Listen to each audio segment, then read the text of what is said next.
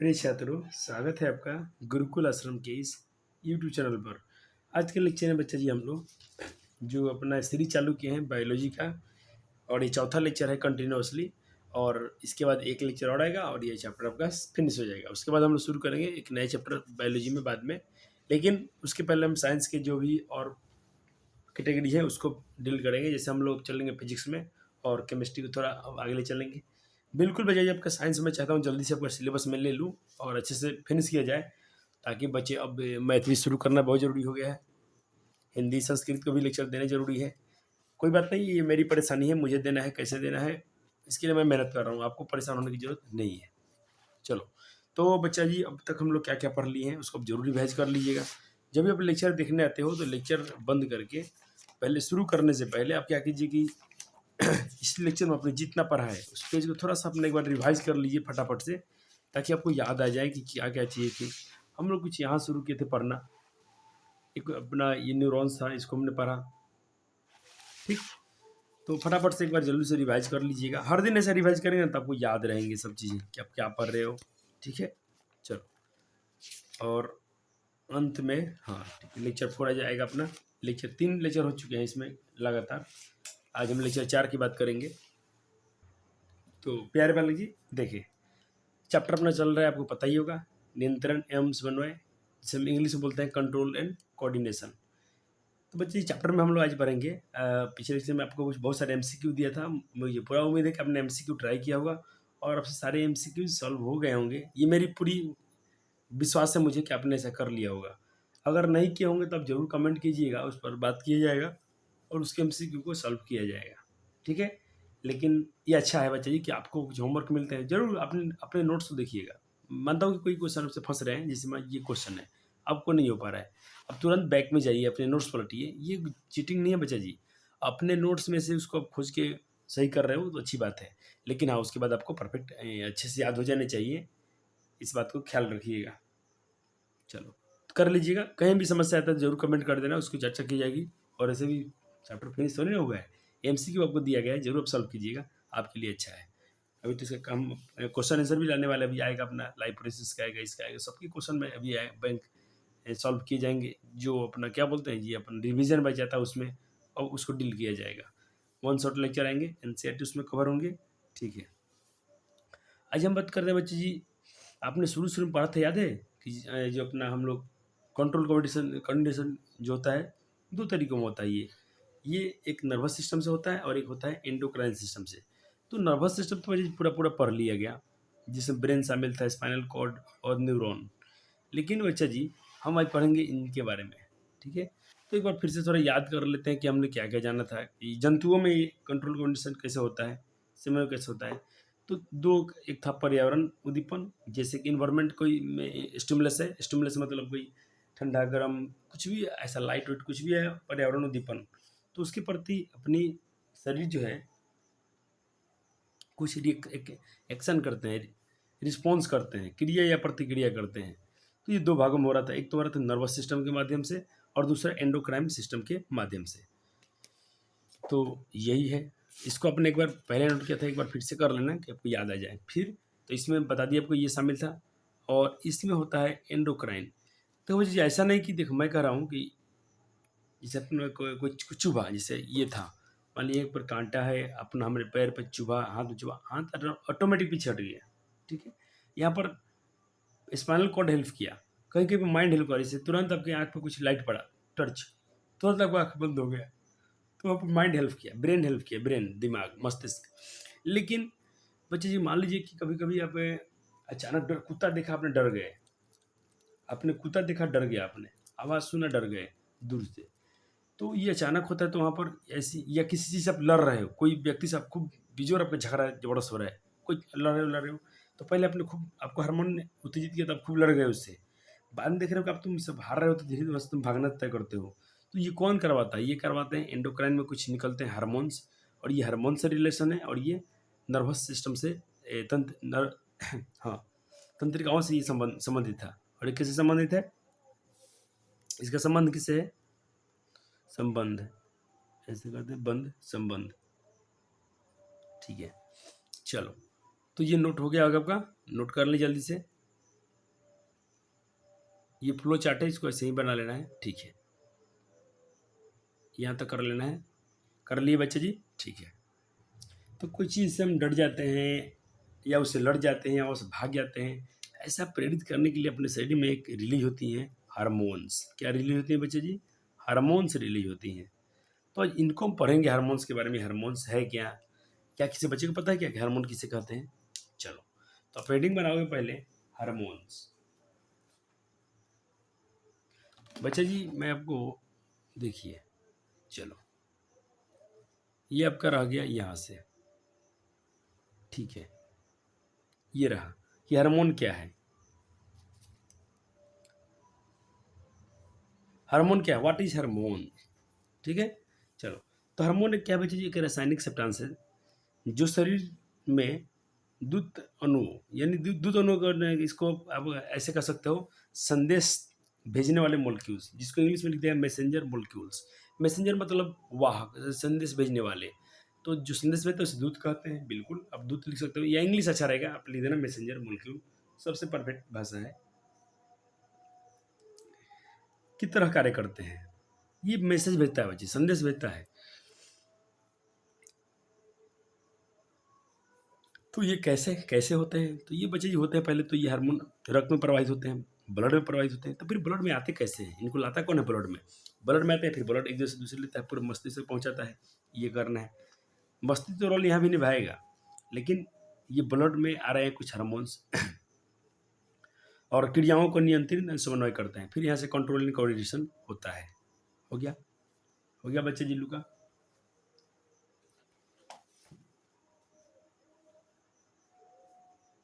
चलो, अपन ये point note कर लिया, ये भी नोट कर लिया। अब यहाँ आ जाओ, चलो।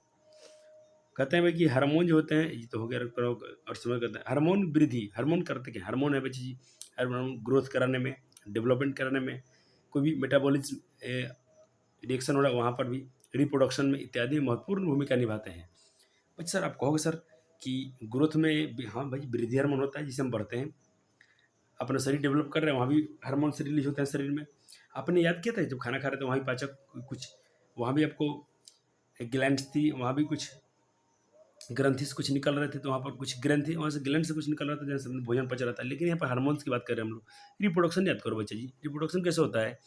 जब ये आपका कोई छोटा बच्चा हो, वो तो छोटे बच्चे और छोटे बच्चे रिप्रोडक्शन नहीं कर सकते हैं, उनके पास अभी हार्मोन्स नहीं है। ये हार्मोन्स आते कब है? एक एज में आते हैं हार्मोन्स, जिससे क्या होता है कि पुरुष में स्पर्म बनना शुरू होता है, महिलाओं में ओवम बनना शुरू हो जाता है। तो ये सारे के सारे हार्मोन्स से होता है। चलो, और हार्मोन्स बच्चे जी, हार्मोन्स बाहरी और साथ ही आंतरिक उद्दीपन की प्रतिक्रिया में भी शामिल होते हैं।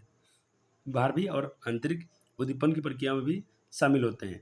हार्मोन कम मात्रा में, हार्मोन कम मात्रा में किसके द्वारा स्रावित होते हैं? आपसे क्वेश्चन पूछा है, हार्मोन कम मात्रा में किसके द्वारा स्रावित होते हैं? तो उसका आंसर हो जाएगा एंडोक्राइन ग्लैंड्स के द्वारा। सर ग्लैंड्स क्या है? तो ग्लैंड्स तो आप बिल्कुल जान चुके हो, ग्लैंड्स क्या होते हैं। ग्लैंड्स अपने बारे में जो चीज़ कोई सब्सटेंस सिक्रीज करते हैं, तो ग्लैंड्स एक अंग होते हैं जो शरीर के विशिष्ट कार्य करने के लिए एक पदार्थों का उत्पादन करते हैं या विमोचन करते हैं या सिक्रीशन करते हैं। ठीक है,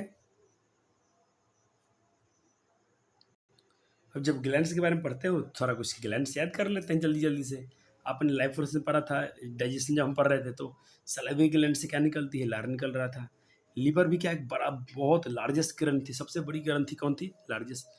बच्चे जी आपसे पूछा है सबसे बड़ा अंग क्या है, तो ग्रंथि में यकृत मत करना। सबसे बड़ा ग्लैंड्स पूछे तो अपना शरीर में ये है, मानव शरीर में। और सबसे बड़ा अंग पूछा है हमारे शरीर में क्या है, तो कहना स्किन, चमड़ा। देखो ये जो स्किन है ना अपने हाथ पे, सब जगह देखो स्किन है, यहाँ भी है, यहाँ भी है। ये सबसे बड़ी ग्लैंड्स है, सबसे बड़ा ऑर्गन है। और सबसे बड़ा ग्लैंड्स पूछा जाए तो आप वो जानते ही हैं, लीवर है। ठीक है, और एक ग्रंथ होता है बच्चे जी स्वीट ग्लैंड्स, जिससे स्वेट, SWEAT, स्वेट, स्वेट मतलब होता है बच्चे पसीना, जिससे पसीना निकलता है। जिससे क्या निकलता है? पसीना निकलता है। ठीक है, तो पसीने की ग्रंथि जिससे पसीना निकलता है। और ये जो सारे के सारे हैं, इन तीनों कहा जाता है बाह्य स्रावी ग्रंथि। क्या कहते हैं? बाह्य स्रावी ग्रंथि। ये बाहर बाहर स्रावित होते हैं, बाहर की तरफ स्रावित करते हैं, जिसको हम बोलते हैं एक्सोक्राइन ग्लैंड्स। क्या बोलते हैं बच्चे जी? Exocrine glands. तीनों को याद हो गया? याद हो गया बच्चे जी को? चलो सर, नोट भी हो गया? हाँ सर, नोट हो गया। चलो, आगे बढ़ते हैं बच्चा जी। अब अंतःस्रावी ग्रंथि की ओर बढ़ते हैं, जो अंदर की ओर करते हैं, जिसे अपने ये एड्रिनल, बहुत बार इसको हम यूज करेंगे और ये बहुत इंपॉर्टेंट है हमारे शरीर के लिए। एड्रिनल ग्लैंड ये अंदर की तरफ स्रावित होती है और एड्रिनल हार्मोन, इसे एड्रिनल ग्रंथि से क्या स्रावित होती है? Adrenal hormone.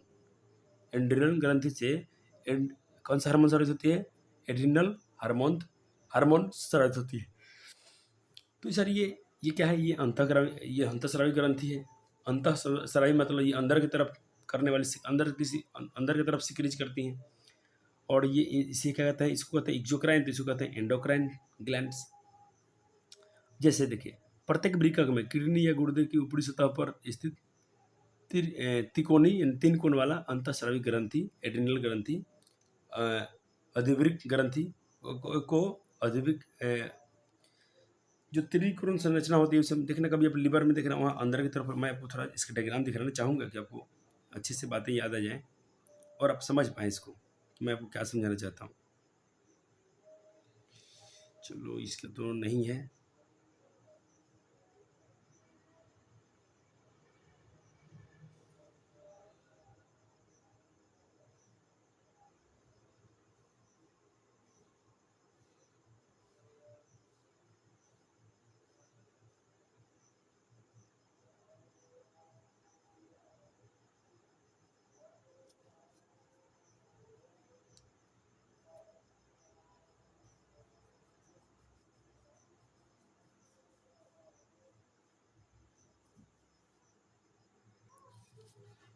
आपने इसको नोट कर लिया बच्चे जी कि प्रत्येक वृक्क या किडनी की ऊपरी सतह पर स्थित एक तिकोनी अंतःस्रावी ग्रंथि होती है, और अंतःस्रावी ग्रंथि है जिसे हम एड्रिनल ग्रंथि या अधिवृक्क ग्रंथि कहते हैं। ठीक है, आपको समझ आएगा क्या है एड्रिनल ग्रंथि क्या है? ठीक है। अब बच्चे एक बात और आपको पॉइंट में समझना पड़ेगा। देखिए, एड्रिनल एंडोक्राइन ग्लैंड्स जो होती हैं, ये एंडोक्राइन ग्लैंड्स जो होती हैं, इन्हें हम डक्टलेस, इन्हें क्या बोलते हैं बच्चे जी? इन्हें बोला जाता है डक्टलेस ग्लैंड्स। सर डक्टलेस क्यों? सर इनके पास नली, डक्ट मतलब होता है पाइप, नली, इनके पास नली नहीं होती होगी इसीलिए।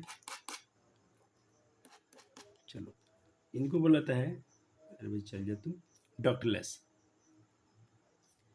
Ductless ductless gland. मैं इसका हिंदी समझाता हूँ बच्चे जी, आपको डरना नहीं है।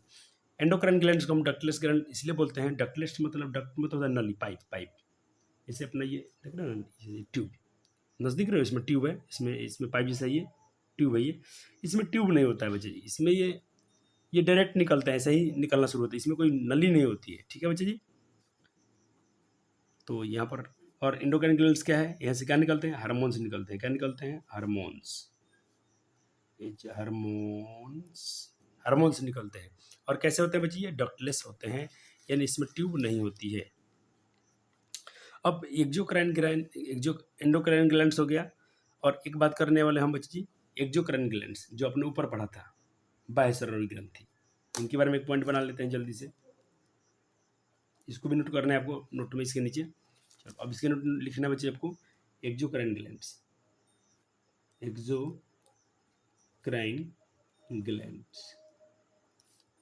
इससे क्या निकलेगा बच्चे जी?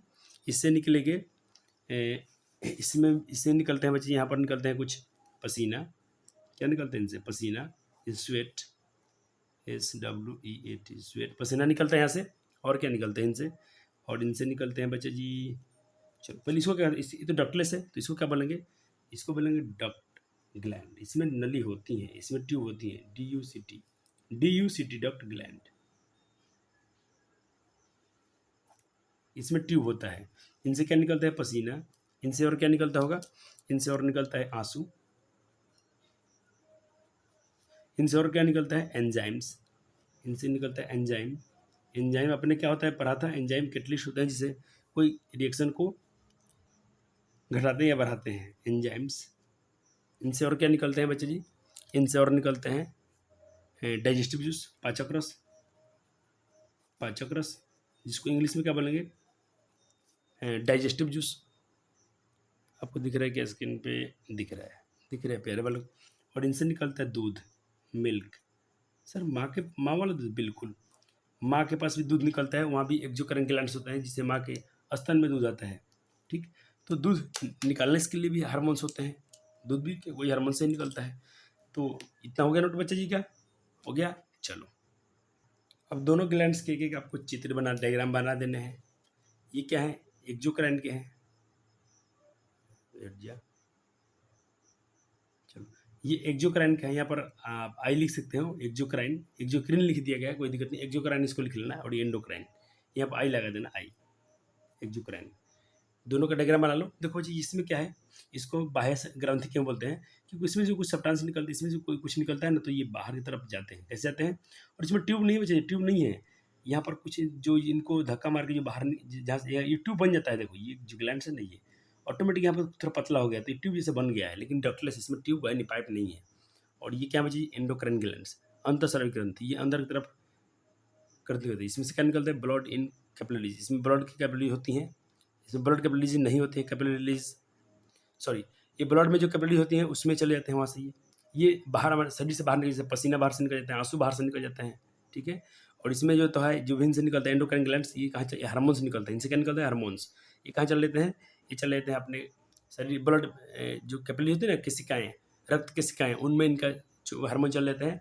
और उसके बाद सूचनाएं हमको मिलना शुरू होती है कि कब डर लगना है, कब डर नहीं लगना है, क्या करना है। ये भी कंट्रोल कंडीशन में बहुत रोल निभाती है, लेकिन ये भी डॉक्टलेस है, ठीक है। हो गया बच्चा जी का, चलो हो गया, डायग्राम बन गया सर। अब बात करेंगे दोनों ग्लैंड्स में अंतर, बात करेंगे दोनों ग्लैंड्स में अंतर।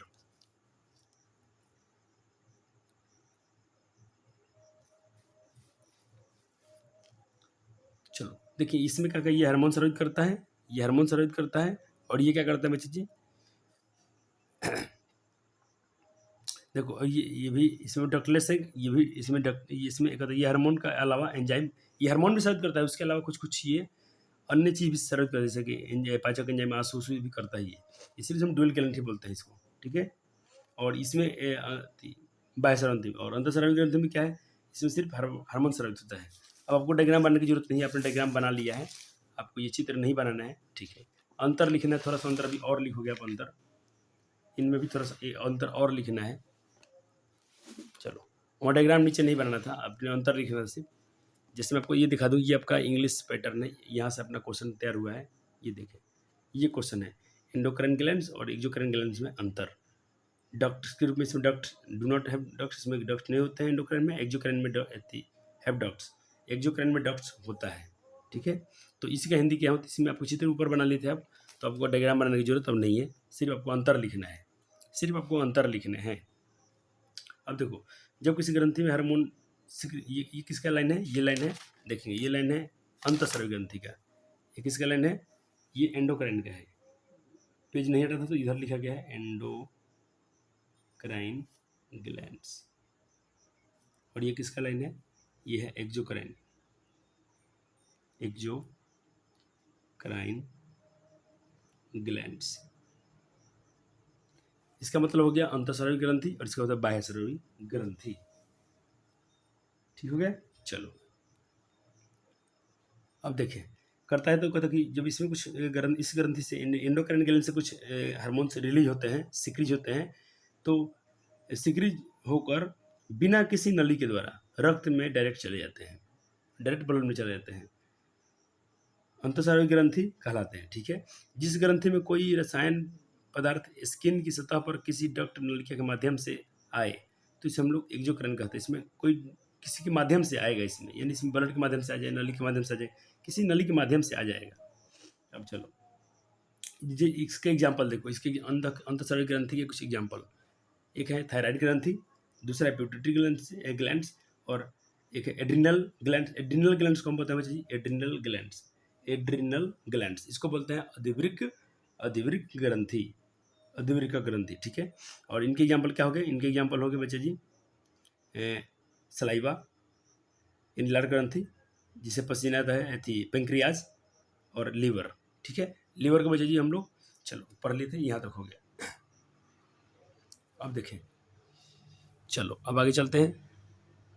अब बच्चे पेंक्रियाज जो होता है उसको हम लोग, यहाँ जो अपना अग्नाशय था, अग्नाशय को हम लोग दोहरा ग्रंथि बोलते हैं। अग्नाशय को क्या बोलते हैं जी, दोहरा ग्रंथि बोलते हैं। क्यों, क्योंकि ये दोनों टाइप के हार्मोन्स को निकलता है, ये दो प्रकार के हार्मोन्स को सिक्रीज करता है, इसीलिए ये एंडोक्राइन ग्लैंड्स की तरफ भी काम करता है और अंतःस्रावी दोनों तरफ काम करता है ये अंतःस्रावी ग्रंथि और बाह्य स्रावी ग्रंथि तरह काम करता है। अब चलो, अब आपका हेडिंग क्या बनेगा?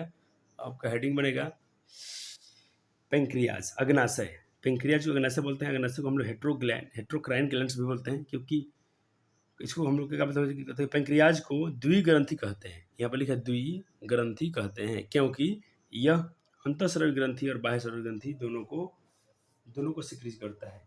क्या इसमें आपको बच्चे अच्छे से नहीं दिख रहे हैं क्या? तो आपको मैं यहाँ से दिखाता हूँ, आप यहाँ से देख लो, यहाँ से देख लो। पेंक्रियाज को हम लोग द्विग्रंथि कहते हैं, क्योंकि यह अंतःस्रावी ग्रंथि और बाह्य स्रावी ग्रंथि दोनों के भांति कार्य करता है। दोनों के भांति, इन दोनों की तरह कार्य करता है। चित्र बनाना है आपको। यहाँ से आपको एक डायग्राम बनाना पड़ेगा।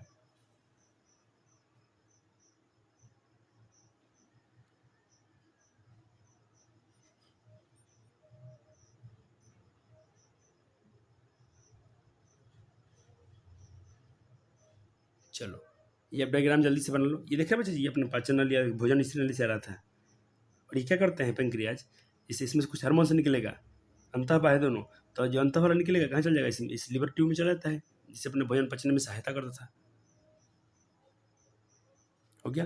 ठीक है। इससे क्या निकला था? Pancreatic juice. इससे पेंक्रियाटिक जूस निकल रहा था, इससे पाचक रस भी निकल रहा था इसमें से। हमने लाइव परिश्रम पूरा इसको ढंग से पढ़ लिया है, टेंशन की कोई जरूरत नहीं है। आप जरूर इसको रिविजन करते रहिएगा। चलो, आपने लिख लिया, चित्र बन गया आपका। अब देखो, एंडोक्राइन ग्लैंड्स में दोनों तरह क्यों काम करता है? क्योंकि इसको ये एंडोक्राइन ग्लैंड्स और इजियोक्राइन ग्लैंड्स की तरह कार्य करता है। एंडोक्राइन ग्लैंड से क्या क्या निकलता है? इंसुलिन निकलता है। इंसुलिन की कमी से कौन सा रोग होता है? डायबिटीज। इंसुलिन की कमी से कौन सा रोग होता है? डायबिटीज। बहुत बार पेपर में सवाल पूछ लिया गया है। एक हार्मोन है जो ब्लड में शुगर कंट्रोल करता है, और शुगर कंट्रोल होगा बच्चे जी, ग्लूकोज कंट्रोल होगा तो हमको शुगर नहीं होगा, डायबिटीज नहीं होगा। यह एंजाइम को स्रावित करता है। कैसे कैसे एंजाइम? जैसे अग्नाशय, पेंक्रेटिक जूस और ट्रिप्सिन, लाइपेज, एमाइलेज, सबको ये सिक्रीज करता है। और ये इंसुलिन, और इंसुलिन के साथ एक और दूसरा क्या करता है? ये ग्लूकागोन नामक को भी ये करता है, जो क्या है? ये एक वृद्धि हार्मोन है। क्या ये वृद्धि हार्मोन? ऐसे वृद्धि कैसे लिखना चाहिए? ऐसे लिखना, वृद्धि यहाँ रहेगा, यहाँ पर। ठीक है, वृद्धि ऐसे लिखना। ठीक है बच्चे जी, हो गया क्लियर? चलो आगे चलते हैं, जल्दी से इसको नोट कर लेंगे आप। अब बच्चे जी, अब सोचता हूँ कि एक लेक्चर थोड़ा लेट से देंगे, तो अब इसको थोड़ा अच्छे से इसमें अच्छे हो जाना चैप्टर में। अब फिजिक्स से का लेक्चर आएगा जल्दी से इसके बाद। और चलो, अब चलो बच्चे, एक हम स्थिति में विचार करना चाहते हैं। मैं आपको एक परिचित्र दिखाता हूँ, थोड़ा इसके बारे में सोचिएगा। देखिए, जैसे कि यहाँ पर मैं आपको एक चित्र दिखाया हूँ। मान लीजिए अंधेरा कमरा है, ठीक है, इसमें कोई बच्चा आया और दरवाज़ा, और इसमें लाइट नहीं चल रहा है, पूरा अंधेरा है, और दरवाज़ा बाहर से बंद कर दिया गया। तो ये बच्चा क्या करेगा? सोचो, जल्दी सोचो, क्योंकि इस पर आपको विचार करना है। जल्दी सोच लीजिए, सोचो। जैसे आप हो, आप चाहे मैं हूँ, हम लोग को कोई बाहर अंदर को अकेला बंद कर दिया और पूरा अंधेरा बंद है, लाइट उसमें स्विच है लेकिन लाइट ऑफ है, तो हम क्या करेंगे? ऐसी स्थिति में हम क्या करेंगे? तो सर, ऐसी स्थिति में दो रास्ते होंगे। या तो हम लड़ेंगे, अपनी सिचुएशन से लड़ेंगे, या यहाँ से हम भागेंगे कहीं और। चलो ठीक है, देखो, तो अपने डायग्राम देख लिया। अब देखो, इसी को यहाँ पर डिस्कस कर रहे हैं। एक लड़के को जब अंधेरे से बहुत डरा होता है, जब अंधेरे से बहुत डरता है, और उससे अंधेरे से खुद डरता है वो, और उसको उसी में डाल दिया गया है। मालूम है कि अंधेरा से डर लगता है इसको, फिर उसी में डाल दिया गया है और कमरे में बंद कर दिया गया है। इस स्थिति में वो क्या करेगा? इस स्थिति से वो बचने के लिए, निपटने के लिए अब डरेगा नहीं, क्योंकि उसको जब डर लगता था ना, तो लगता था। अब उसको यहाँ पर हेल्प करेंगे, यहाँ पर हेल्प करेंगे बच्चे जी उसको। हार्मोन्स, कौन से हार्मोन्स? जहाँ से हम जिस हार्मोन्स भी अपने क्या कंट्रोल कंडीशन में हेल्प करते हैं। अभी फाइट करेगा, फाइट, FIGHT, लड़ेगा। उस खुद हिम्मत करके दरवाज़ा खोलकर या स्विच ऑन करेगा, या दरवाज़ा खोल कर भागना चाहेगा, या स्विच ऑन करके उजाला करेगा, क्योंकि उसको खाली से अंधेरा से डर लगता है, उसको उजाला चाहिए। ठीक है, या दूसरा सिचुएशन क्या आएगा? दूसरा कंडीशन क्या बनेगा? दूसरा कंडीशन बनेगा बच्चा जी, वो फ्लाइट, भाग जाएगा। फाइट करेगा, या तो लड़ेगा या तो भागेगा। तो ये लड़ना और डरना है, भाग जाना, इससे क्यों, कौन करवा रहा है? तो ये हार्मोन्स करवाते हैं। कौन करवाते हैं? हार्मोन्स। तो जब हम भाग जाएगा, जब हम तनाव भाग जाएगा। एक और बात करते हैं बच्चे जी हम यहाँ पर, जैसे अब एक और डायग्राम देखो, देखो जैसे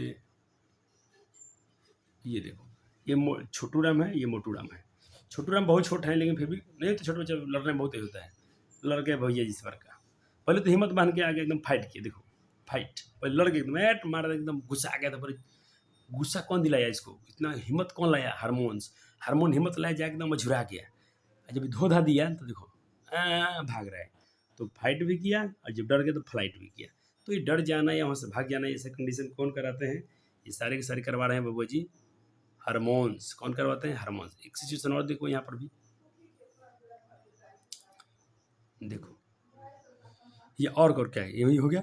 एक और सिचुएशन होती है, कभी कभी आप आपका कोई गुस्सा से उसका आँख पूरा पपनी अपनी पर चढ़ जाती है। देखो इस आँख पूरा पपनी, पूरा उसका लाल आँख लाल पीला नहीं होता है। तो ये सब गुस्सा से इतना जाना कैसे होता है, ये सब हार्ट तुम्हारा ये थी रेपिड हाइट, पूरा हार्ट बढ़ जाता है, कभी तुम्हारा पूरा धड़कन तेज होता है, बीपी बढ़ जाता है। ऐसा कब, सब हार्मोन्स के ही कारण होता है। ठीक है, चलो इसको बनाना नहीं था, इसको सिर्फ समझने के लिए दिया गया था आपको, सिर्फ आपको समझने के लिए दिया गया था। एक और कंडीशन देखो,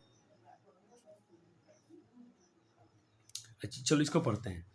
जब तनावपूर्ण हो जाते हैं, तनाव में आते हैं, तो जब हम तनावपूर्ण स्थिति में आ जाते हैं, तनावपूर्ण क्या होता है, जैसे मान लो कि आपको कुत्ता से डर लगता है, कुछ हो गया, आप गए वहाँ पर, कुत्ता आपको मिल गया और कुत्ते से डरते हो, तो वहाँ पर एड्रेनलिन जो हमारे शरीर की जो एड्रेनलिन नामक जो हार्मोन्स का निर्माण होने लगता है। कहाँ से, एड्रिनल ग्रंथि से एड्रीनलाइन नामक हार्मोन्स का निर्माण होता है, जो तनावपूर्ण में बीपी को बढ़ा देता है, जो हमें स्थिति से बचने में सहायता करता है, चाहे हम हिम्मत का सामना, चाहे उस समय हिम्मत सामना करते हैं या फिर भाग जाते हैं। जैसे मान लो कुत्ता, आपको कुत्ता आ गया, ये सब इसको लिख लिया सर, लिख लिए बच्चे, पूरा नीचे नीचे लिखना मत चल जाने के लिए, जो जैसे बोलेंगे वैसे ही लिखना है। चलो जैसे देखिए, ये कंडीशन को पूरा पढ़ाएगा आपको। ये देखिए, आपको पहले कुत्ता से डर लग गया, कुत्ता आपसे डरते, कुत्ता देख लिया अपने डर लग गया, तो वह या तो उसकी हिम्मत से सामना करोगे, थोड़ा उसको एकदम भगाओगे, या तो वहाँ से हिम्मत से भाग जाओगे। तो भागने के लिए भी ताकत चाहिए, पावर चाहिए, बहुत स्पीड भागोगे तुम, बहुत तेज भागोगे। ऐसा क्यों भाग पा रहे हो अचानक, क्योंकि आपके शरीर में हार्मोन्स, जो एड्रिनल ग्लैंड्स हैं, वहाँ से हार्मोन्स दे रहे हैं आपको इस सब चीज़ों से निपटने के लिए। अब देखें इसके आगे,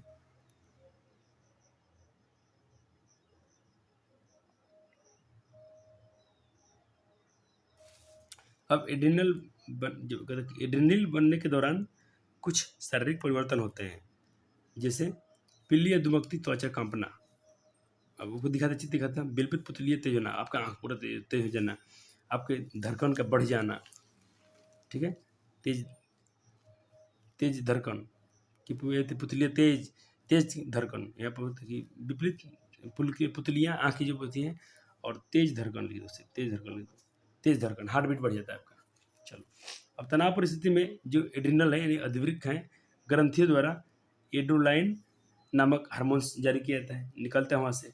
जो एड्रोलाइन जो जारी होने के बाद, जो रिलीज होने, जारी में होना मतलब वहाँ से जब रिलीज होता है, निकल जाता है, तो उसके बाद बच्चे क्या होता है, जारी होने के, रिलीज होने के बाद निम्नलिखित प्रतिक्रियाएं उसके द्वारा होता है, जैसे कि हार्ट, दिल आपका तेज धड़कने लगता है, जिसके परिणाम स्वरूप हमारी मांसपेशियों को अधिक ऑक्सीजन की आपूर्ति हो जाती है।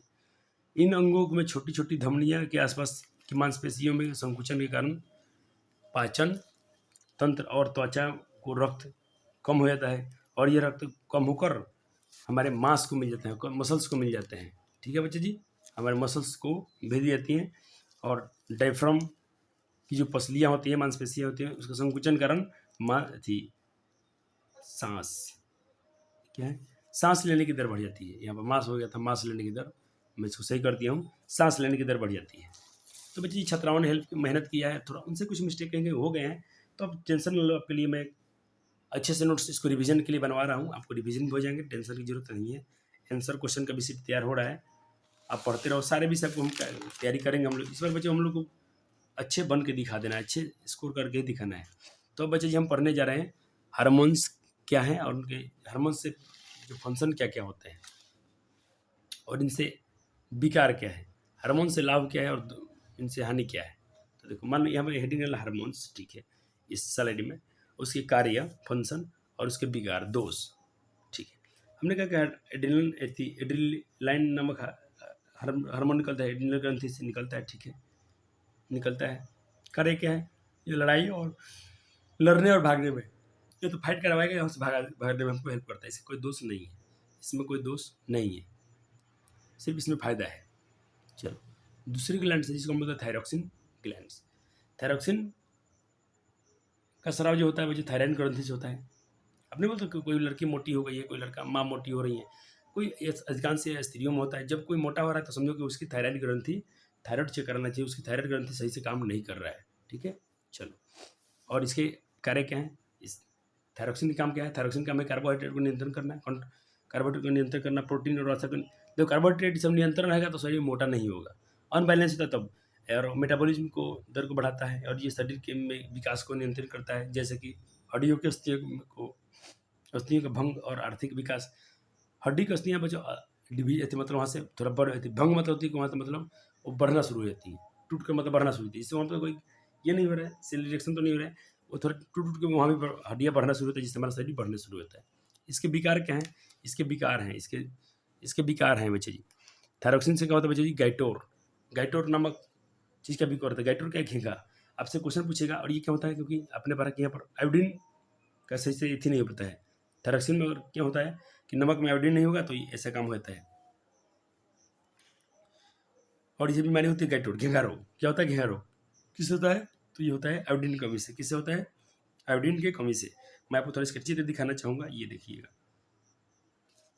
देखिए देखिए, कहता है कि आपने ऐसा देखा होगा ये ग्लैंड्स बढ़ गई हैं। ऐसा क्यों हो रहा है? क्योंकि आपके नमक में आयोडीन कमी होती है। तो पहले के नमक में ऐसा होता था, आजकल तो नहीं, आजकल के नमक आयोडीन रहता है, पहले कम था। तो ये यहाँ की जो ग्लैंड्स है ना, ये बढ़ जाती हैं, ये बढ़ जाती हैं, जिससे पूरा गर्दन बड़ा हो जाता है, घेंघ फूल जाता है, और इसे घेंघा रोग बोलते हैं। घेंघा रोग, गाइटोर होता है। चलो, इसके एक और पहले कैसा होना चाहिए? देखो, आपका नॉर्मल तो आपका ऐसे होना चाहिए। देखो, ये आपको डायग्राम नहीं बनाना है, सिर्फ समझने के लिए। आपका नॉर्मल थायराइड ऐसा होना चाहिए, ऐसा। लेकिन जब ये इंक्रीज करता है, ये इनलार्ज होता है, बड़ा हो जाता है, तो ये गाइट हो जाता है। देखो, ये बढ़ गया तो अपना ये गर्दन बड़ा हो जाता है। ठीक है, चलो चलो सर, हो गया सर। तीसरा, तो आपने कितने कार्य फंक्शन देखे? एक हो गया, दूसरे को भी आपने देखा, तीसरे को भी आपने देखा। चलो, अब तीसरा को देखिए। तीसरा है कि इसमें भी वृद्धि हार्मोन की बात करते हैं, ग्रोथ हार्मोन। तो ग्रोथ हार्मोन भी निकलता है शरीर से, यदि भी निकलते हैं हार्मोन्स, ये भी ग्रोथ हार्मोन होता है। जिससे इसका फायदा क्या है? सामान्य जरूरी जितना हमें आवश्यकता है बढ़ने के लिए, उतना ही सबसे बढ़ती है। लेकिन यह थोड़ा लफड़ा है, कभी इंसान बौना हो गया, कभी इंसान लंबा हो गया। क्यों? देखिए देखिए, ये देखिए, दो बाबुलों को देखिए, ये बहुत लंबे हो गए हैं, मियाजान छोटे हैं। ये बौना क्यों हो गया? कि इनका ये रोग है। ये ज़्यादा हार्मोन्स का आ जाना भी, इतना लंबा हो जाना भी विकार है, और ये भी विकार है, दोनों दोष है। हम लोग का जो हाइट है ना बच्चे, जो अपने हम लोग का जो हाइट है, तो ये 95% ठीक होती है, 1-2% में होता है, ये कोई खूब लंबा हो गया, कोई कुछ बौना हो गया, बाकी हम लोग सब नॉर्मल ही होते हैं। तो ये ड्वार्फिज्म होता है, जो बौनापन जो होता है, वृद्धि हार्मोन के स्राव के, ग्रोथ हार्मोन से कारण होता है। और लंबापन, खूब यानी लंबा हो गया, यह वृद्धि हार्मोन के अत्यधिक स्राव से होता है। ज़्यादा हो गया तो होता है, और कम हो गया तो बौनापन। चलो, अब हम बात करेंगे यहाँ पर एक बहुत प्यारा क्वेश्चन है, जिसको पेपर में पूछा जाता है कि पीयूष ग्रंथि को मास्टर ग्रंथि क्यों कहते हैं। और ये क्वेश्चन बहुत बार पूछा गया है, आपसे भी पूछा जा सकता है, थोड़ा ध्यान रखिएगा। हम जितने बातें बोल देंगे बच्चे, ध्यान रखिए, तो ध्यान में तो आपको रखने हैं। चलो, तो ये क्वेश्चन नोट करेंगे आप। ये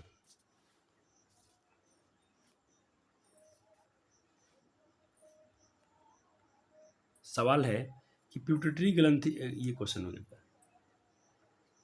ये क्वेश्चन हो गया कि प्यूटरी ग्लैंड्स यानी पीयूष ग्रंथि को हम मास्टर ग्रंथि क्यों कहते हैं। प्यूटरी ग्लैंड यानी पीयूष ग्रंथि को मास्टर ग्रंथि इसलिए कहा जाता है क्योंकि ये हार्मोन, यह क्योंकि ये ग्रंथि, ये ग्लैंड्स होती है, अन्य सभी स्रावी ग्रंथियों के हार्मोन्स को भी प्रेरित करती हैं एंड कंट्रोल करती हैं। बाकी लोग को भी ये प्रेरित करता है, कंट्रोल करता है। और इसमें थोड़ा आपको लिखना है, प्रेरित करती है, जैसे जैसे पीयूष ग्रंथि द्वारा स्रावित TSH हार्मोन यानी थायराइड हार्मोन जो होता है, थायरोक्सिन हार्मोन के लिए उत्तेजित करता है। इसी प्रकार पीयूष ग्रंथि ACTH हार्मोन यानी जो एड्रिनल जो हार्मोन निकलता है, उसको भी क्या करती है, ये एड्रिनल ग्लैंड्स के द्वारा जो निकलती है, उसको भी कार्टिसोन बनाने में उत्तेजित करता है। इसीलिए हम लोग इसे एपिस ग्रंथि को मास्टर ग्रंथि कहते हैं। सबको ये कंट्रोल कर रहा है बच्चे, बहुत लोग को ये कंट्रोल कर देता है। ये छोटा है लेकिन सबको काम करता है। तो अपने 3 काम देख लिया, बीच में क्वेश्चन भी कर लिया। अभी आप क्वेश्चन का यही चल रहा है। क्या क्वेश्चन चल रहा है बच्चे जी? आप क्वेश्चन यही चल रहा है, अंतःस्रावी थी हार्मोन्स के कार्य। आपका क्वेश्चन अभी यही चल रहा है, ये वाला। आपने 3 पढ़ा था ना, 3 पढ़ा था, बीच में अपने क्वेश्चन आंसर किया, ठीक है। अभी आप चौथा कार्य देखोगे। क्या देखोगे? चौथा कार्य देखोगे।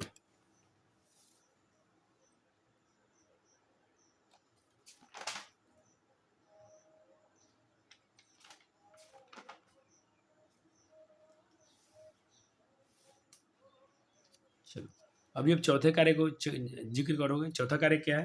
कहता है ये हार्मोन है बच्चे जी, जो एक और हार्मोन के बारे में बात करेंगे। हम लोग हार्मोन के बारे में पढ़ रहे हैं। इंसुलिन हार्मोन है जो कार्य क्या करता है शुगर को कंट्रोल करता है, चीनी को कंट्रोल करता है। इसीलिए शुगर की बीमारी इसको होता है ना, शुगर की, इसको डायबिटीज़ बोलते हैं। क्या बोलते हैं? याद रखना, ये क्वेश्चन पूछ लेता है तब तुम शुगर बोलते हो, तो शुगर को हम लोग बच्चे डायबिटीज़ बोलते हैं। तो यहाँ पर थोड़ा मैं इसमें बॉक्स में भरता हूँ स्टार मारकर, डायबिटीज़। अगर हमको डायबिटीज़ होता है, अपने देखना अपने घर में होता है, बुजुर्ग को बहुत मिल जाती है। ये बीमारी आम है, ये इंडिया में बहुत कॉमन रोग है, सब घर घर में मिल ही जाता है लगभग। ये हर आसपास सबको मिल ही जाएगा शुगर रोग, डायबिटीज़, जिसे मधुमेह बोलते हैं, मधुमेह डायबिटीज़। तो क्या पूछेगा? डायबिटीज किससे होता है? तो कहना इंसुलिन कमी से। इंसुलिन कमी से क्या होता है बच्चे जी? डायबिटीज रोग होता है। और ग्रोथ हार्मोन के कारण से भाई बवनापन या लंबापन होता है।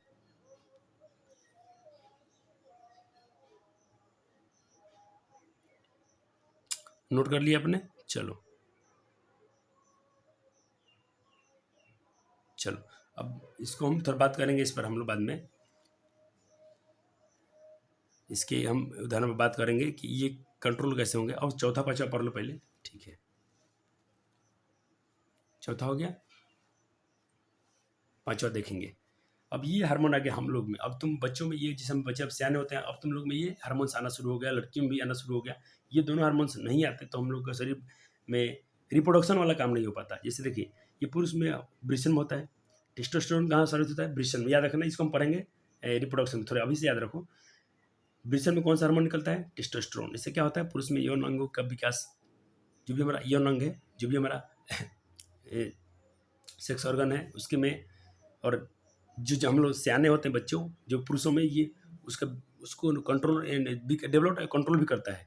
यौन यानी प्यूबर्टी में, जब प्यूबर्टी के दौरान जब सेकेंडरी लक्षण आते हैं वहाँ को भी कंट्रोल करता है।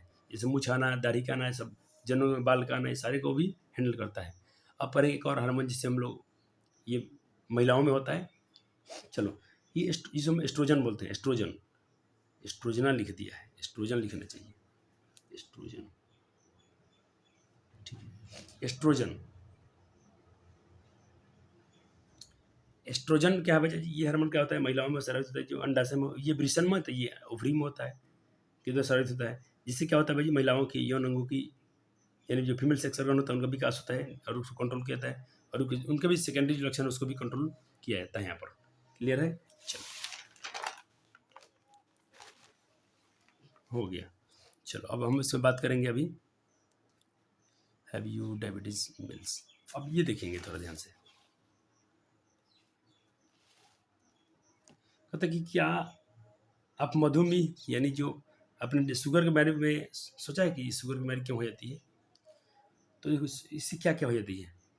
तो इससे देखा बच्ची, हाई ब्लड प्रेशर का लेवल बढ़ जाता है। इंसुलिन कमी से स्राव में कमी हो जाती है, इसीलिए होते हैं। कोई इंसुलिन का स्राव नहीं होता है। मधुमेह संक्रमण रोग नहीं है, ये कोई क्या बोलते हैं संक्रमण को, इन्फेक्शन रोग ये नहीं है। पहले खाने से पहले और ब्लड प्रेशर का जो सामान्य होता है इतना होता है, और खाने के बाद इतना होता है।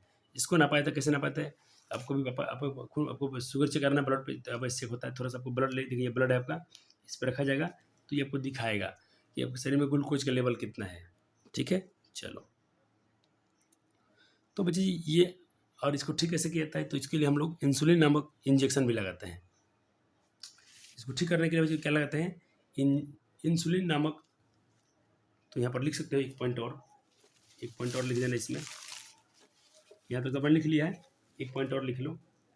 इसको सही करने के लिए बच्चे जी हम पर यहाँ पर इंसुलिन नामक इंजेक्शन लगाते हैं, इंसुलिन हार्मोन वाला, इंसुलिन, इंसुलिन। का इंजेक्शन भी लगाते हैं कभी कभी, जब किसी की जल्द ठीक नहीं हो रहा था यहाँ पर सुई भी पड़ता है। अभी तो जैसे मेरे पापा को है, मेरे पापा को क्या लगता है बच्चे, उनको दवा दिया था इसका इंसुलिन, उनको इसका शुगर का दवाई खिलाते हैं, कभी कभी ज़्यादा ठीक है तो वहाँ पर इंजेक्शन दिया जाता है, डायरेक्ट इंजेक्शन, इंसुलिन का इंजेक्शन दिया जाता है जब यदि दवा से कंट्रोल नहीं होता है तो। ठीक है, चलो आगे बढ़ते हैं। चलो, आपने पढ़ा था अग्नाशय के बारे में, तो ये क्या है, ये ग्लूकोन और ग्लूकोजन। थोड़ा सा रुक जाए बच्चे जी, थोड़ा सा रुक जाए।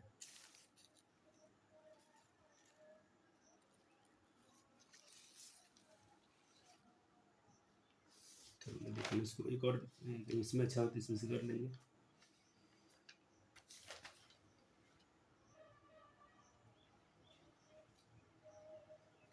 चलो ये रहा,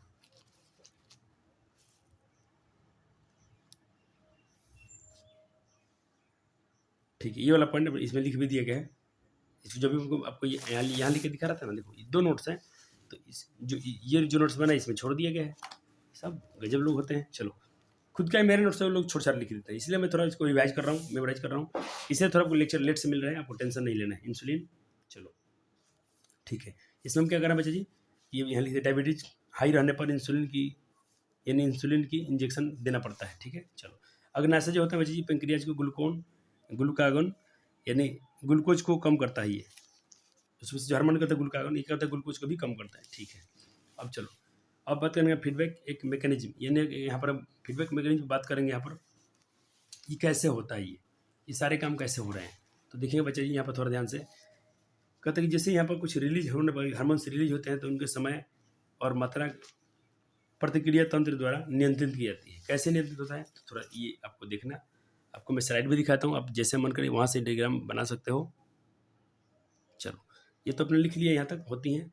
अब इसको, ये जो आपको फ्लो चार्ट दिख रहा है, फ्लो चार्ट आप यहाँ से बना लो तो अच्छा रहेगा, PDF से बना लो डायरेक्ट। चलो, ये आपको PDF से बना लेना है। शुगर लेवल, ब्लड राइज होता है, जब आते हैं बढ़ते हैं, तो उसके बाद क्या होता है कि डायरेक्ट बाई सेल्स पेंक्रियाज क्या करती है, डायरेक्ट यहाँ से लेकर उसको स्टॉप करती है, स्टॉप सिक्रीजिंग मोर इंसुलिन, अब वहाँ पर इंसुलिन का सिक्रीजन रोक देती है। ठीक है, अब देखो फिर यहाँ से क्या होगा, जिससे क्या होगा, सिंथेसिस ऑफ इंसुलिन, यानी इंसुलिन का संश्लेषण नहीं होगा वहाँ पर, और फिर blood is sugar level fall, वहाँ पर ब्लड के शुगर फॉल्स हो जाएंगे, और ये होता है तो फिर क्या होता है, फिर यहाँ पर डायरेक्ट सेल में चल रही है। ये फ्लो चार्ट आपको बना देना है, यहाँ पर लिखा है स्विच ऑफ फीडबैक सेंट। ये मैकेनिज्म ऐसे काम करते हैं बच्चे, देखो ये पेंक्रियाज जो है बच्चे जी मस्त काम कर रहे हैं यहाँ पर। कभी लेवल कम हो गया तो थोड़ा सिक्रीशन रोक देते हैं इंसुलिन का, कभी नहीं तो देते भी है अगर कम पड़ता है तो, और वो जब पूरा नहीं कर पाता तो हम बाहर से भी इंजेक्शन लगाते हैं, तो इसी को यहाँ पर लिखा गया था। अब इसके बाद देखो आएगा आपका डायग्राम, जो आपको थोड़ा परेशान करेगा बोलो को, तो ये NCERT का है, ये NCERT का डायग्राम है, तो थोड़ा नाक को मुँह छोटा कर लेना, क्योंकि आप लोग तो परेशान हो कि सर जी पूरा हमको बायो में अच्छे तो पढ़ा दिए हैं, लेकिन डायग्राम बहुत बनता है। बच्चे जी आप अच्छे इसलिए पढ़ पाए हो कि आपने इतने डायग्राम बनाए थे, आप डायग्राम मत बना के देखना आपको कुछ नहीं आता। चलो, ये रहा, ये डायग्राम आपको बनाना है, पेपर में नहीं पूछे जाएंगे फिर भी बना लीजिए। क्या है ये, मानव की अंतःस्रावी ग्रंथि और नर मादा दोनों के पास होता है, ये माँ के पास भी है, पापा के पास भी है, यानी लड़कियों में भी लड़कों में, दोनों में होता है ये ग्लैंड्स, जिसकी बात कर रहे हैं एंडोक्राइन ग्लैंड्स, दोनों में होते हैं। देखो यहाँ भी है, यहाँ भी है, दोनों में है, बाकी पार्ट्स में कुछ डिफरेंट आएंगे, लेकिन ये सबके पास है। देखिए ये ब्रिशन ने यहाँ पर क्या निकलता है, टेस्टोस्टेरोन, ये महिला का माँ क्या है, ओवरी अंडाशय, यहाँ क्या निकल रहा है, यहाँ पर निकलता है एस्ट्रोजन से क्या निकलता है, यहाँ भी हार्मोन्स बन रहे थे, एस्ट्रोजन। ठीक है, इससे क्या होता है, शारीरिक बनावट में भी बदलाव आते हैं। तो ये डायग्राम आप यहाँ से बना लो, और उसको यहाँ भी लिख बनवा दिया गया है, तो अब बुक से ही बनाना, बुक से अच्छे बना पाओगे। ठीक है, चलो हो गया प्यारे बल्लभ जी का, बुक से ही बना लेना, अच्छा रहेगा। चलो, अब कुछ कर लेंगे हम लोग यहाँ पर क्वेश्चन आंसर।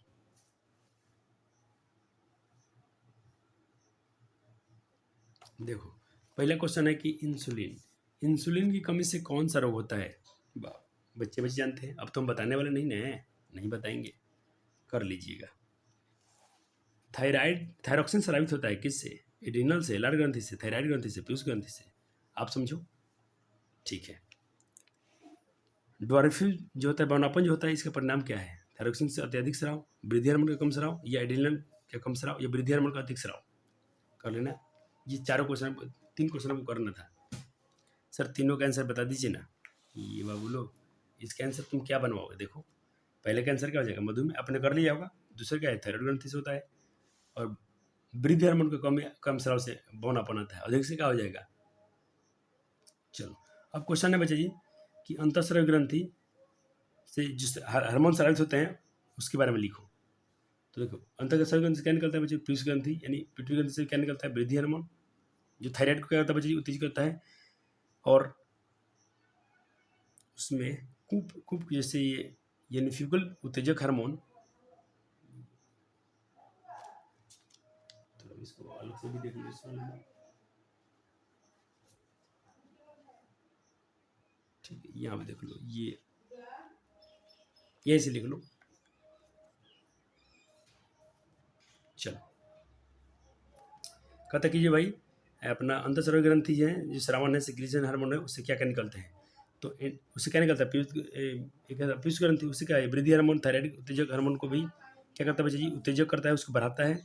या पेलोक्टिन और ये बच्चे एक्स्ट्रा ज्ञान है, इसको टेंशन मत लेना, ये आपकी एक्स्ट्रा ज्ञान है। ये आप शायद, ये आपको पेपर में नहीं पूछे जाएंगे। देखो यहाँ पर दिखा रहा हूँ आपको, ये एक्स्ट्रा ज्ञान है, ये अतिरिक्त ज्ञान है। फिर भी सर क्यों बताया जा रहा है, आपको इसलिए बता दिया जा रहा है कि नॉलेज में काम आएगा आपका। खाली पढ़ लेना इसको नोट्स बना के, और क्या। चलो हाइपोथैलेमस, एक सॉरी बच्चा जी, एक चीज़ छूट गया है इसके पहले। कहाँ तक हम लोग आ गए, एडिनल। चलो ठीक है, कर लेते हैं उसको, अंत में कर लेते हैं। हाइपोथैलेमस को हम अलग से कर लेते हैं। यहाँ पर क्या हाइपोथैलेमस है, ठीक है, इनको भी हम कर लेते हैं तुरंत। इसको सिर्फ नोट कर लें बच्चा जी, इसको नोट कर लें आप।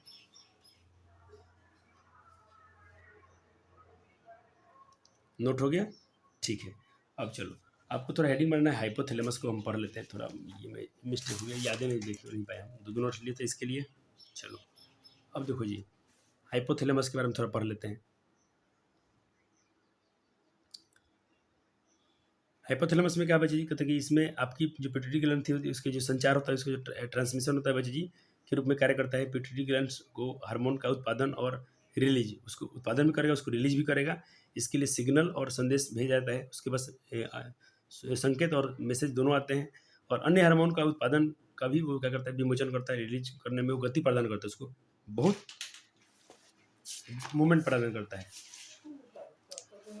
अब देखिए यहाँ पर है आपका जो हाइपोथैलेमस है बच्चे, आपके शरीर में कई कार्य को भी प्रभावित करता है, इफेक्ट करता है वो। जैसे तापमान विनिमय यानी टेम्परेचर को भी होता है। फिर भोजन के लिए आप जैसे खाना खाते हो ना, उसको भी ये करता है। ये नींद और जागरूकता, सोना और जगना, और प्यास, याद, कुछ याद रहती है आपको, मेमोरीज जो होते हैं, भावनात्मक व्यवहार जो होते हैं, ये होते हैं। और ये हाइपोथैलेमस का आपका डायग्राम है। चित्र बनाने के बोला गया तो चित्र बना लो, ये रहा, ये रहे, ठीक है। चलो अब क्या है बायोलॉजी का, अब क्या है बायोलॉजी का, थोड़ा सा एक, चलो अब कुछ क्वेश्चन एमसीक्यू और कर लेते हैं। कहते पहचानिए कि थायरॉक्सिन के बारे में कौन सा कथन गलत है। पहचानिए कि थायरॉक्सिन के बारे में इनमें से कौन सा कथन गलत है, जल्दी से कीजिए। थायरॉक्सिन के बारे में कौन सा गलत है, ये आपके होमवर्क भी रह जाएंगे, SW, ये आपके SW भी रहेंगे, ठीक है। चलो और ये देखो, निम्नलिखित में कौन सा अंतःस्रावी ग्रंथि जोड़ा में नहीं होती है, पैर में नहीं होती है।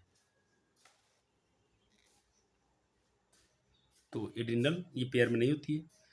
पुरुष और महिलाओं में कौन यौन से जुड़े, जो मतलब जो प्यूबर्टी बोलते हैं उससे जुड़े में परिवर्तन क्रमशः कौन कौन लाता है, एस्ट्रोजन और प्रोस्टेजन। देखो पहले पुरुष बोला था, पुरुष में एस्ट्रोजन नहीं होता है, पुरुष में टेस्टोस्टेरोन होता है और एस्ट्रोजन ये होता है, और एस्ट्रोजन होता है, ये हो जाएगा।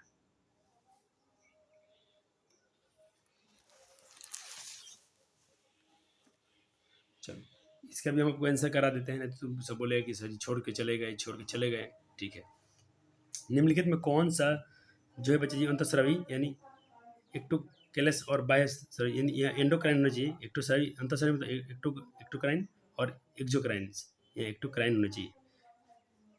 नलिका के साथ साथ ग्रंथि दोनों के रूप में कार्य करता है। तो पेंक्रियाज है जो जिसे हम दोहरा ग्रंथि बोलते हैं, चलो, इसके नीचे नहीं करना है, इतना ही करना है। हम छुई के बारे में, प्लांट्स के बारे में अलग पढ़ेंगे। इतना ही पे लेक्चर होगा अपना खत्म। ये जो आपका होमवर्क था इसको हम कराते हैं। चलो, इसका आपने किया था ना, क्या हुआ था इसका, जिन बच्चों ने ए मारा होगा बिल्कुल सही होगा। चलो ठीक है। और देखो जी, अब इसके आगे हम पढ़ेंगे यहाँ से, तो यहाँ पर बोल देता हूँ मैं थैंक्स। यहाँ तक अपना पढ़ाई हो चुका है, इसके आगे हम पढ़ेंगे अगले लेक्चर में। ठीक है, चलो यहाँ तक। अब आपका होमवर्क क्या होगा सर, आपके होमवर्क क्या होंगे बाकी विषय बच्चे जी। अब देखो, मैं सबसे बोल रहा हूँ, अपना MCQ, अपना ये क्वेश्चन बैंक और बाकी बुक को जल्दी जल्दी पढ़ते रहो, जरूरी है। ठीक है, लेट हो जाएगा नहीं तो। और होमवर्क क्या देके जाऊँ आपको, ये पढ़ के आने प्लांट्स। अब हो सकता है फिजिक्स का लेक्चर आएगा इसके आगे, एक लेक्चर आएगा। तो ये शुरू में था ना, इसको पढ़े थे हम, तो थोड़ा आप ये थोड़ा पढ़ के आइएगा। चैप्टर में दम नहीं ज़्यादा, इसको पढ़ लेना, इसको पढ़ लेने, पूरा ये पढ़ के आना। इसको एक लेक्चर में हम लोग ख़त्म करेंगे। अब ज़्यादा नहीं, बहुत हो गया है, तो ज़्यादा इसमें कम नहीं है, लेकिन इसको हम एक बार लपेटेंगे। तो कृपया इसको पढ़ के आए, आप बेहतर होगा, आपको बहुत समझ में आएगा, ज़्यादा समझ में आएगा।